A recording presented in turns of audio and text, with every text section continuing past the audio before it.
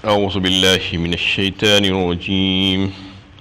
بسم الله الرحمن الرحيم. فإن هاجوك فقل أسلمت وجهي لله ومن اتبعني وقل للذين أوتوا الكتاب والأميين أأسلمتم فإن أسلموا فقد اهتدوا وإن تولوا فإنما عليك البلاغ واللہ بصیر بالعباد. اس کے بعد بھی اگر یہ لوگ تم سے جھگڑا کرتے ہیں تو ان سے کہو کہ میں نے اور میرے پیرووں نے تو اپنے کو اللہ کے حوالے کر دیا، اور اہل کتاب اور امیوں سے پوچھو کیا تم نے بھی اسلام قبول کیا؟ اگر انہوں نے بھی اسلام قبول کیا تو راہ راست پا گئے، اور اگر منہ موڑا تو تم پر صرف پیغام پہنچا دینے کی ذمہ داری ہے. اللہ اپنے بندوں کے حال پر نظر رکھتا ہے. یہ سورہ آل عمران کی 20 نمبر کی آیت ہے. اس سے پہلے کی آیت میں دین اسلام کے بارے میں بات بتائی گئی تھی کہ اللہ تعالیٰ نے انسان کی ہدایت اور رہنمائی کے لیے جو دین نازل کیا ہے اس کا نام ہے اسلام. یہی دین اللہ کا دین ہے، اللہ کا پسندیدہ دین ہے، اور تمام انبیاء پر وہ اسی دین کو نازل فرماتا رہا. اس نے کبھی کسی ملک اور کسی زمانے میں کسی بھی نبی یا رسول پر اسلام کے سوا کوئی اور دین نازل نہیں فرمایا. شروع سے دین اسلام ہی رہا، لیکن اس کی مکمل شکل جس کو نبی آخر الزماں حضرت محمد مصطفیٰ صلی اللہ علیہ وسلم لے کر آئے ہیں وہ ہے آپ صلی اللہ علیہ وسلم کی تعلیمات اور قرآن کریم. اب قیامت تک یہی دین رہنے والا ہے. دوسرے سارے ادیان اور ساری شریعتیں منسوخ ہو چکی ہیں. اس کے سوا اگر کوئی دوسرے دین کی تلاش کرے تو وہ باطل ہوگا. اللہ تعالیٰ اس کو قبول نہیں فرمائیں گے اور وہ ذریعہ نجات نہیں بن سکتا. یہ بات واضح ہو چکی تھی. اس آیت میں اللہ تعالیٰ یہ فرمانا چاہ رہے ہیں کہ اگر یہ تمام باتوں کے واضح کر دینے کے باوجود بھی یہ لوگ آپ سے خواہ جھگڑا کرتے ہیں اور آپ سے حجت بازی کرنا چاہتے ہیں تو آپ اس کے جواب میں ان سے کہہ دیجئے کہ میں نے تو اللہ تعالیٰ کی طرف اپنا رخ پھیر لیا ہے، اور میرے جو ماننے والے ہیں، جو پیروکار ہیں، انہوں نے بھی اسلام کو قبول کر لیا ہے. ہم سب کے سب مسلمان ہیں. لہٰذا تم مانو یا نہ مانو، تم اگر مان لو تو تمہارے لیے یہ بہتر ہے. اس کے بعد ان کو خطاب کر کے یہ بات کہی جا رہی ہے کہ اے اہل کتاب اور اے امیین کہا جاتا ہے وہ مشرکین عرب کو جو لکھے پڑھے نہیں تھے. ان کا لقب امی تھا، تو ان دونوں سے قوموں سے خطاب کرتے، اہل کتاب یہود و نصارہ اور مشرکین عرب سے خطاب کرتے ہوئے ان سے کہا جا رہا ہے کیا تم بھی اسلام لاتے ہو؟ کیا تم بھی اللہ تعالیٰ کی فرما برداری میں آنا چاہتے ہو؟ فَإِنْ أَسْلَمُوا فَقَدِ اهْتَدَوْا، اور اگر تم اسلام لا لو تو پھر تم راہ راست پا جاؤ گے. وَإِن تَوَلَّوْا فَإِنَّمَا عَلَيْكَ الْبَلَاغُ، اور اگر وہ روگردانی کریں تو آپ کو زیادہ غم کرنے کی ضرورت نہیں ہے اے نبی صلی اللہ علیہ وسلم، اس لیے کہ آپ نے اپنا کام کر دیا ہے. کیونکہ آپ کا کام یہی تھا کہ احکام الہی کو اللہ کے بندوں تک پہنچا دینا. یہ آپ نے اپنی ذمہ داری کو نبھایا ہے. وَإِن تَوَلَّوْا فَإِنَّمَا عَلَيْكَ الْبَلَاغُ لَسْتَ عَلَيْهِمْ بِمُسَيْطِرٍ، فرمایا ایک مقام پر آپ کو ہم نے داروغہ بنا کر لوگوں کے اوپر نہیں بھیجا ہے کہ آپ زبردستی لوگوں کو اسلام میں لانے کی کوشش کریں. ایسا نہیں ہے، بلکہ آپ اپنا کام کیجئے، اب اللہ کا پیغام بندوں تک پہنچا دیجیے. اس کے بعد انما علیک البلاغ وعلینا الحساب، فرمایا ایک مقام پر اللہ تعالیٰ نے کہ ان کا حساب و کتاب لینا ہمارے ذمہ ہے، ہم اپنے بندوں کو دیکھ رہے ہیں. واللہ بصیر بالعباد، یعنی جو کچھ بھی وہ کر رہے ہیں اس سے ہم واقف ہیں، اس سے غافل نہیں ہیں. ان الذين يكفرون بآيات الله ويقتلون النبيين بغير حق ويقتلون الذين يأمرون بالقسط من الناس فبشرهم بعذاب أليم.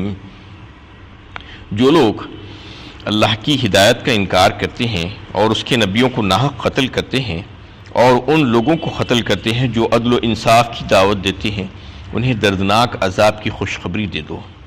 اس میں ان یہود کا حال اللہ تعالیٰ بیان فرما رہے ہیں جنہوں نے نبیوں کو قتل کیا ناحق. یعنی وہ جانتے تھے اس بات کو کہ نبی جو بات کہہ رہے ہیں وہ سچ ہے، لیکن اس کے باوجود بغض اور عناد کی وجہ سے، تکبر کی وجہ سے ان کی بات کو نہیں مانتے، حتیٰ کہ یہاں تک کہ ان کو قتل بھی کر دیا۔ اور نہ صرف ان کو قتل کیا بلکہ جو دوسرے لوگ جو عدل و انصاف کی، اعتدال پر رہنے کی جو تعلیم دینے کے لیے اس کے بعد اٹھے، ان کو بھی ختم کر دیا۔ روح المعانی میں جو ہے یہ بات یہ واضح ہوتی ہے۔ اس حدیث کو حضرت ابن ابی حاتم رضی اللہ تعالیٰ عنہ روایت کرتے ہیں، اور جو رسول اللہ صلی اللہ علیہ وسلم ہی سے مروی ہے کہ فرمایا آپ صلی اللہ علیہ وسلم نے کہ یہودیوں کا حال تو یہ تھا کہ انہوں نے ایک ایک وقت میں 43 نبیوں کو قتل کر دیا، اور پھر جو بزرگ ان کی تائید میں اٹھ کر کھڑے ہوئے وہ تقریباً 170 تھے، تو اس وقت ان کو بھی انہوں نے ان کا کام تمام کر دیا۔ یہ ان کا حال تھا۔ اللہ تعالیٰ بیان فرما رہے ہیں کہ فبشرہم بعذاب علیم، ان کو خوشخبری سنا دو عذاب علیم کی، دردناک عذاب کی۔ اولئک الذین حبطت اعمالہم فی الدنیا والآخرہ وما لہم من ناصرین، جو لوگ اللہ کی ہدایت کا انکار کرتے ہیں، اور یہی لوگ ہیں جن کی اعمال دنیا اور آخرت دونوں میں اکارت گئے اور ان کا کوئی مددگار نہ ہوگا۔ جو اس قسم کی حرکتیں کیے ہیں اور کرتے ہیں ان کے اعمال غارت ہو گئے، دنیا اور آخرت کے جو کچھ بھی انہوں نے اچھے عمل کیے تھے دنیا میں، تو ان کو اس کا کوئی فائدہ نہیں ہوگا، اور ان کے لیے کسی قسم کی کوئی مدد نہیں ملے گی اور کوئی مددگار ان کا نہیں ہوگا اللہ کے عذاب سے چھڑانے کے لیے۔ أَلَمْ تَرَ إِلَى الَّذِينَ أُوتُوا نَصِيبًا مِّنَ الْكِتَابِ يُدْعَوْنَ إِلَى كِتَابِ اللَّهِ لِيَحْكُمَ بَيْنَهُمْ ثُمَّ يَتَوَلَّى فَرِيقٌ مِّنْهُمْ وَهُمْ مُعْرِضُونَ۔ تم نے ان لوگوں کے حال پر غور نہیں کیا جنہیں کتاب الہی کا ایک حصہ دیا گیا، ان کو جب اللہ تعالیٰ کی کتاب کی طرف دعوت دی جاتی ہے تاکہ وہ ان کے درمیان فیصلہ کر دیں، تو ان میں کا ایک گروہ منہ پھیرتا ہے اور انحراف کرتا ہے، تو ان لوگوں کا شیوا ہی یہی ہے۔ اس میں یہ بات بتائی گئی ہے کہ ان کو کتاب الہی کا ایک حصہ دیا گیا تھا۔ اس کا مطلب یہ ہے کہ توریت اور انجیل وغیرہ جو دیگر آسمانی کتابیں تھیں جو قرآن کریم سے پہلے نازل ہوئی تھی دیگر قوموں پر، وہ آسمانی صحیفے، وہ اللہ کی کتاب قرآن جو ہے اس کے مقابلے میں ایک جز ہی تھے۔ یعنی قرآن ایک کل کتاب ہے اور مکمل کتاب ہے، اس میں انسانیت کے لیے جتنی چیزوں کی ضرورت ہے اس کو اللہ تعالیٰ نے قیامت تک کے لیے بھیجا ہے، اس لیے وہ قرآن کی نسبت کل اور جز ہی ہوگی۔ قرآن کل ہوگی تو دیگر ساری کتابیں جز ہی ہوگی۔ اس میں اللہ تعالیٰ نے ان کے لیے بھی ہدایتیں بھیجی تھی تاکہ وہ ان کے جو عقائد اور جو ان کے اختلافات ہیں دین میں وہ دور کر دیے جائیں، لیکن انہوں نے اس کی پرواہ نہیں کی، حق سے انہوں نے اعراض کیا۔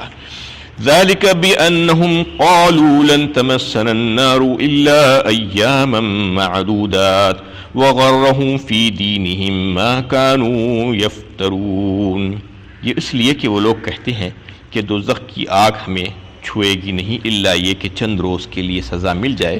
ان کی ان من گھڑت باتوں نے ان کے دین کے بارے میں ان کو دھوکے میں ڈال رکھا ہے۔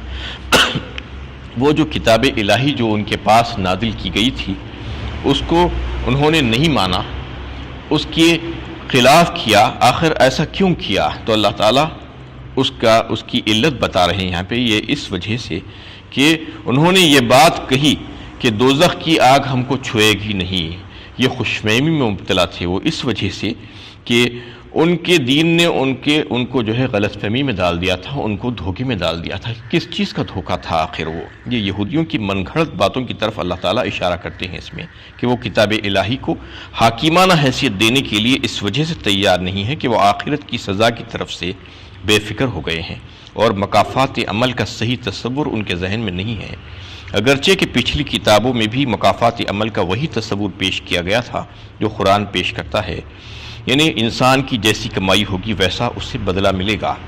لیکن وہ لوگ یہ سمجھنے لگے کہ ہم تو انبیاء کی اولاد ہیں، اور کئی ہزاروں انبیاء کرام قوم بنی اسرائیل میں مبعوث کیے گئے، تو اس لیے ان کو یہ غرہ اور دھوکہ ہو گیا تھا کہ ان کی بزرگی کی وجہ سے ہمیں معاف کر دیا جائے گا، ہمیں جو ہے پکڑا نہیں جائے گا، اور نار جہنم ہمارے لیے نہیں ہے۔ چاہے ہم جو چاہے کرتے پھریں، ہم تو جو ہے جنت والے ہیں، ہم کو جنت ملنا ہی ملنا ہے۔ وقالت الیہود والنصارى نحن ابناء اللہ واحباؤہ، فرمایا ایک مقام پر یہود و نصارہ کا قول یہ کہتے ہیں وہ کہ ہم تو اللہ کے بیٹے ہیں اور اس کے چہیتے ہیں۔ یہ مسلسل یہ سمجھتے رہے کہ ہم اللہ کے چہیتے ہیں، اللہ تعالی ہم کو عذاب نہیں دینے والے ہیں، ہم جیسے چاہیں برتاؤ کریں، ہمارا معاملہ ہے، اور ہم چونکہ ان کی فلاں کی اور فلاں کی اور فلاں کی اولادوں میں سے ہیں، فلاں ولی، فلاں پیر، فلاں نبی، اور ہمارا دامن تو جو ہے ان سے وابستہ ہے، یہ کہہ کر وہ اپنے آپ کو خوش فہمیوں میں جو ہے مبتلا رکھے۔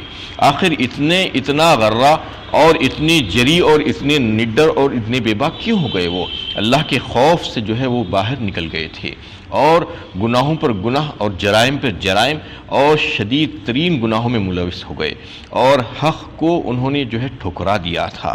یہ اسی وجہ سے تھا کہ ان کو ان کے دین نے دھوکے میں ڈال دیا تھا۔ وہ یہ سمجھنے لگے تھے کہ ہم جو چاہے کر سکتے ہیں، ہم چونکہ نبیوں کی اولادوں میں سے ہے اور فلاں فلاں بزرگوں کی اولادوں میں سے ہے، ہمیں جو ہے عذاب نہیں ہوگا، اور اگر ہو بھی جائے ذالک بانہم قالوا لن تمسنا النار، چند دنوں کے لیے ہوگا، دوزخ کی عذاب ہمیں چند دنوں کے لیے چھوئے گی، کہ ہمارے کچھ چھوٹے موٹے اگر گناہ ہے بھی تو اس کو دھو ڈالنے کے لیے، اس کے بعد تو پھر ہم کو جنت ملے گی ہی۔ یہ سوچ کر وہ جو ہے بدعملیوں کا شکار ہو گئے تھے، اور جو کتاب اللہ تعالیٰ نے ان کے پاس بھیجی تھی اس سے بے اعتنائی برتنا شروع کر دیا تھا۔ اس آئینے میں اگر آج آپ موجودہ دور کے مسلمانوں کو دیکھیں تو ان کا چہرہ بھی آپ دیکھ سکتے ہیں کہ ان کی بھی ایک بڑی تعداد اسی قسم کی دھوکے میں مبتلا ہے، کیونکہ یہ جو واقعات سنائے جاتے ہیں قوم بنی اسرائیل کے، یہ ہماری عبرت اور نصیحت کے لیے ہے۔ یہ کوئی واقعہ یا قصہ نہیں ہے کہ سن لینا اور اس کو بھلا دینا، نہیں، بلکہ وہ واقعات سنا کر اللہ تعالیٰ یہ بتانا چاہتے ہیں کہ تم اپنے آپ میں غور کرو، اپنا محاسبہ کرو اے مسلمانوں، کیونکہ تم کیا کر رہے ہو آج؟ کیا تم بھی ایسا ہی کام نہیں کر رہے ہو؟